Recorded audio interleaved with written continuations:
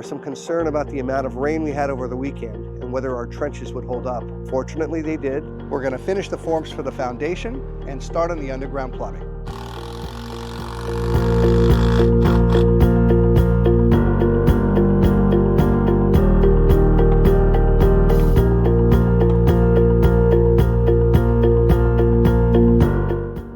Well, it looks like the crew got a lot accomplished today.